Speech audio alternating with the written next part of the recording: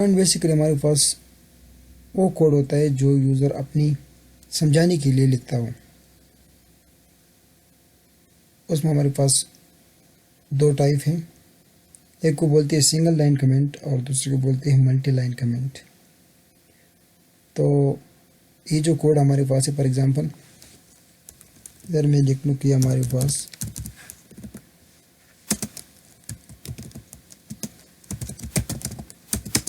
This is hello world in PHP। अच्छा, तो ये मेरे पास दिखाई नहीं देगा सर्वर पास, क्योंकि हमारे पास इधर कुछ दिखाई नहीं देगा, क्योंकि हमारे पास कमेंट है। और कौन सा कमेंट है? सिंगल लाइन वाला कमेंट है। हमारे पास एक लाइन जो एक लाइन से ज़्यादा कमेंट होता है उसको मल्टी लाइन कमेंट बोलते हैं।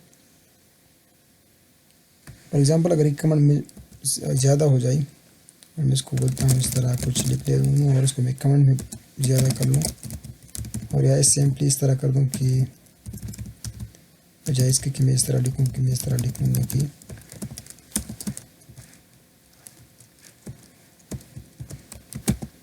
दिस, और उसके बाद इज़, और उसके बाद मल्टी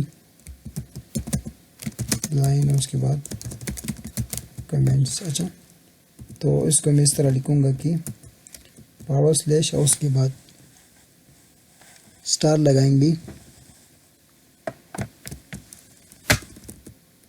उसके बाद फिर स्टार।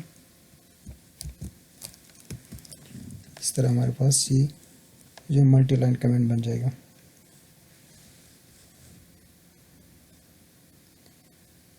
वेरिएबल, PHP में वेरिएबल क्या होते हैं? वेरिएबल हमारे पास बेसिकली कंटेनर होती है जो कि हमारे पास हमारे जो डेटा होता है वो हमारे पास उसको स्टोर करते हैं, जो हमारे पास इंफॉर्मेशन होती है उसको स्टोर करते हैं। चलो क्लियर करते हैं, इसको कमेंट आउट कर देते हैं। अच्छा,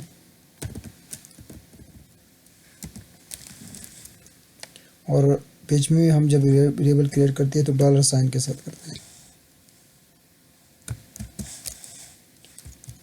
$txt, और उसके बाद हम एग्जांपल लिखते हैं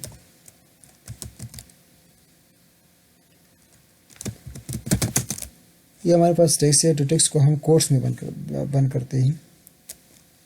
अच्छा, इसको बेसिकली स्ट्रिंग बोलते हैं, जो हमारे पास जो स्ट्रिंग जो टेक्स्ट होता है, तो इसको लिख लेते हैं। चलो दिस इज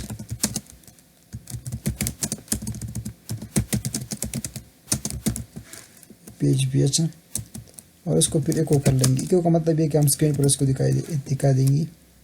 तो $txt, और उसके बाद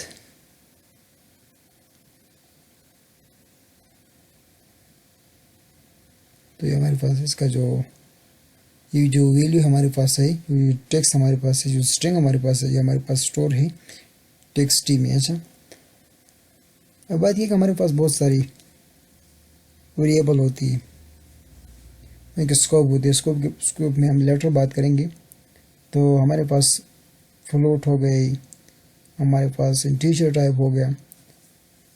तो C++ में हम इस तरह करते थे कि C++ में जावा में हम उसको नाम देते कि हमारे पास इंटीजर डेटा टाइप है और ये हमारे पास फ्लोट डेटा टाइप है, लेकिन PHP में हमें उसकी ज़रूरत नहीं। तो सुबह कमेंट आउट कर लेता हूँ और ये लिखते हूँ $x, और उसके बाद मैं लिखता हूँ 3 या 4, और उसके बाद मैं इको कर लेता हूँ इसको।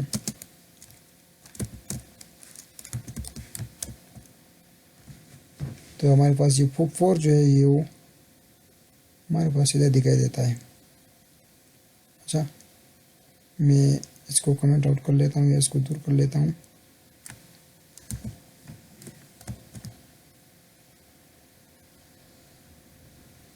इसकी जगह मैं लिख लेता हूँ 4 पॉइंट समथिंग, इस तरह इस कर लेता हूँ।